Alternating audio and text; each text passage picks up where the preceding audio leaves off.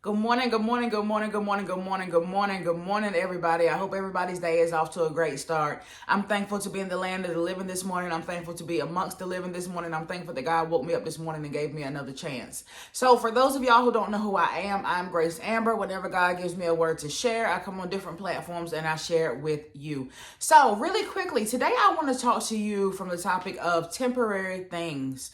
Temporary things, right? Temporary things. So let's talk about this thing today. It's going to be a really, really quick word, but I want to give it to you the way the Lord gave it to me. You have heard me in the last couple of weeks also talking about the unseen and how if we want to go to the next level in our relationship with God, if we want to go to the next level in our life, if we want next level living, we are going to have to stop limiting ourselves based on what we can see, and we have to start tapping into the unseen, right? And so there is a scripture, I want to give it to you. It's 2 Corinthians, the 4th chapter, and it is the 18th verse, and it reads, "So we fix our eyes not on what is seen, but on what is unseen, since what is seen is temporary, but what is unseen is eternal." That is something that we tend to do to ourselves a lot, is we will set our minds on things that are seen, right? And because they are seen, the scripture just told us that they are temporary. And so what we'll do is we'll set our mind, we'll set our taste buds, we'll set our hearts on things that are seen and temporary. And then as a result, guess what happens? We get disappointment and we get hurt. Let's talk about that real quick. So God is saying to us that he wants us to not focus in on things that are seen and not focus in on things that are temporary, right? So if he gives us a job, right, he wants us to look at that job and say, okay, this is a resource that my source has given me. God is the source and he gives us resources. This is a resource, this job that God has given me, right? And through it, God is using that, right, to give me money, which is another resource from our source, right?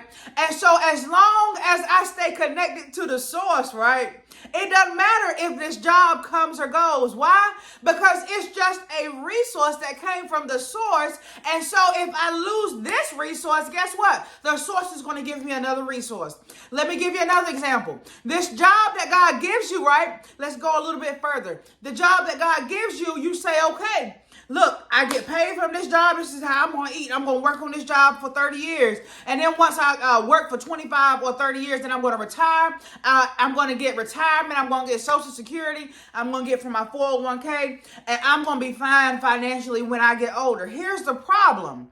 You're looking at that job, right? You're looking at that job as a means of security for your future instead of looking to God as a means of security for your future. Then when you lose that job 15 years in, now you're disheveled, you're disappointed, you're discombobulated, and now you got to go seek counseling. Why? Because you set your hopes on things that were temporary instead on things that are eternal. Let's give it another example. Let's talk about a relationship. Yeah, that's a good one. Let's talk about relationships. So we meet somebody, right? You meet a man, you meet a woman. If you're a woman, hopefully you're meeting a man. If you're a man, hopefully you're meeting a woman, right? And so you meet somebody, you say, God, this might be my significant other. Let's take it a step further that y'all even get married, right?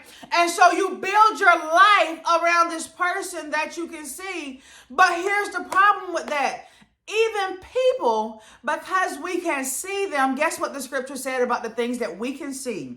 And I quote, it says, what is seen is temporary. And so because the people that we see are temporary, guess what happens? You done built your whole life around somebody, and then when they get called home, you have no identity because you have put your identity in something that was temporary instead of keeping your identity in God, right? That is not to say that you're not going to be disappointed. Even if you have your identity in God, it's not to say that you're not going to be disappointed or hurt if you lose a loved one, but your identity will still be standing because your identity was not set in something temporary. Your identity was set in something that was eternal, right? Let's take it another step. Let's go someplace else. Let's look at these kids that we have, right? We love our kids, and a lot of times we look at them as though they are our kids. In actuality, they are God's kids, just like we are God's kids, right? And so he loans them to us, and he trusts us to be a good steward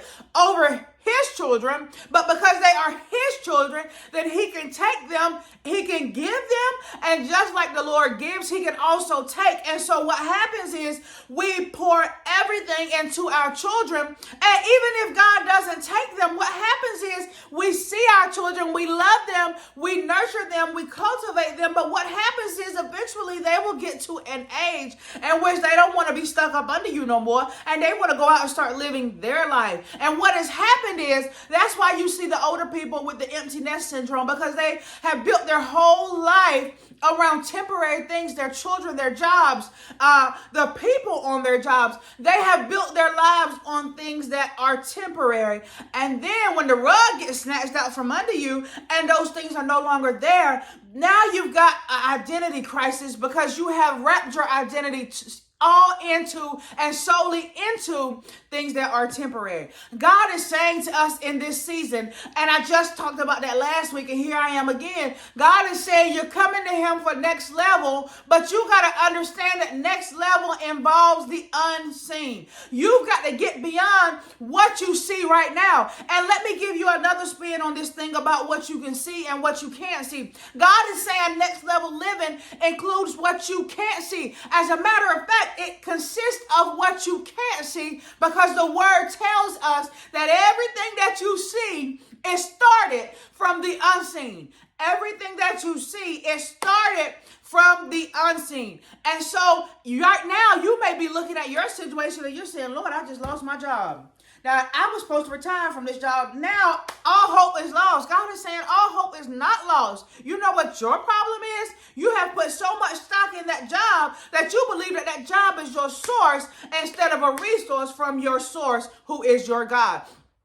God is saying that you have to remember that you can't go by what you see. It might look bad right now. It might look bad because you lost your job. It looks bad right now, but what you can't see is what's happening in the spiritual realm. And so God says, stop looking so much at what you see right now, because you're going to block what's going in the unseen. God has things going in the unseen spiritual realm for you, but because you are so caught up in what you can see, you're going to miss what's coming from the unseen. The unseen will not be able to make it into the seen because you don't have room in your mind for it. You are not open to it because you are still holding on to what you can see. You're still holding on to the fact that you are now divorced and you've been married for the last 15 to 20 years. Y'all intertwined and mingled all of your funds together, and so your identity has now become with that person, right? And you've thrown everything, all your eggs into that one basket, and you're looking at it now, you're saying, God, well, I'm divorced, this is horrible, how am I going to start over again? All hope is lost.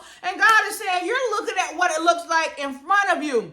Get beyond what it looks like now, because it looks worse than what it really is. He told us that all things work together for the good of those who trust him and who are called and who love him and who are called according to his purpose. And so because you know that you are called, because you know that you love God, because you know that you trust God, guess what? It looks bad with the naked eye, but God said he needs you to start using your spiritual eyes. He needs for you to start having some discernment. He needs for you to elevate in your thinking so that you can start tapping into the unseen. And once you start tapping into the unseen, you're going to start seeing more of the unseen.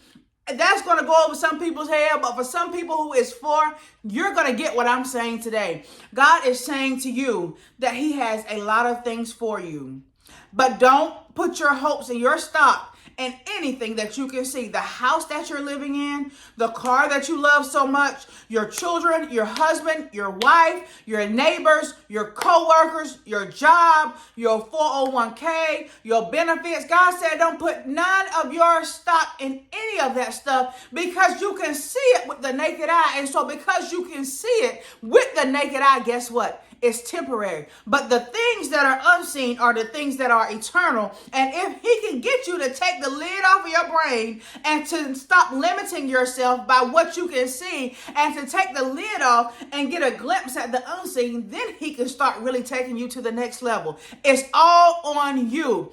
Are you going to block your blessings by just staying here and looking at what you can see? Or are you going to start tapping into the unseen? Because God has a whole new world waiting for you. But it is in the unseen that it will start. And if you can tap into the unseen, before long, it's going to be seen by you. And not only by you, but it's going to be seen by others. I love you. I am Grace Amber. I'm going to come right back on tomorrow with another word.